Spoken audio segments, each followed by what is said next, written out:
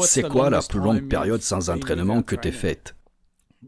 C'est 8 jours que j'ai pris à cause de la maladie, quand je suis revenu d'Amérique. C'est probablement la première fois en 20 ans que j'ai pris 8 jours d'affilée sans m'entraîner. Même après mon opération au cou, ils m'ont dit de prendre du repos, mais au bout de 4 jours, je faisais déjà des extensions de jambes et des mollets.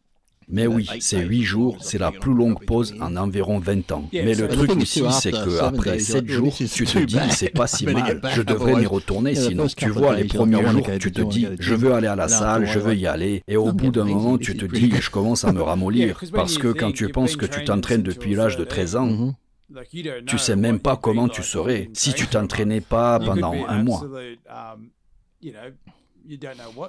Mais je pense pas avoir perdu de masse. Mon poids est resté le même, donc j'ai pas perdu de muscle, mais c'est juste mentalement, le fait de ne pas y aller. T'es là, genre, je devrais faire un truc, mais je me dis, non, non, je vais juste me détendre comme prévu. Est-ce que tu t'es senti déprimé? Est-ce que tu as été anxieux ou pas?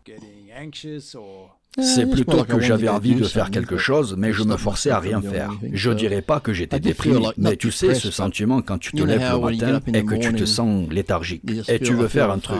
Alors si je me lève un jour d'entraînement, ma femme se prépare pour le travail, et moi j'y vais tôt à la salle. Et quand j'ai fini ma séance et mon cardio, il est même pas encore 7h30. Et pourtant, je suis plein d'énergie.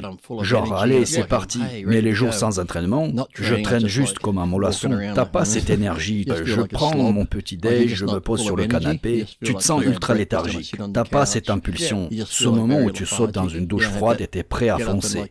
Là, c'est bon, je fais rien aujourd'hui. Je prends mon petit déj, je regarde YouTube, je vais remanger un truc. Mais j'ai même pas faim. Alors je reste là à mater YouTube. Alors imagine faire ça pendant 2 semaines.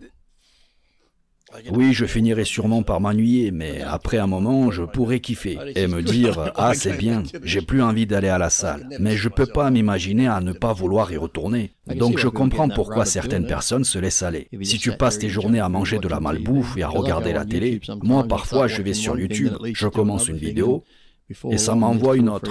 Et au final, t'as passé 2 ou 3 heures à mater des conneries.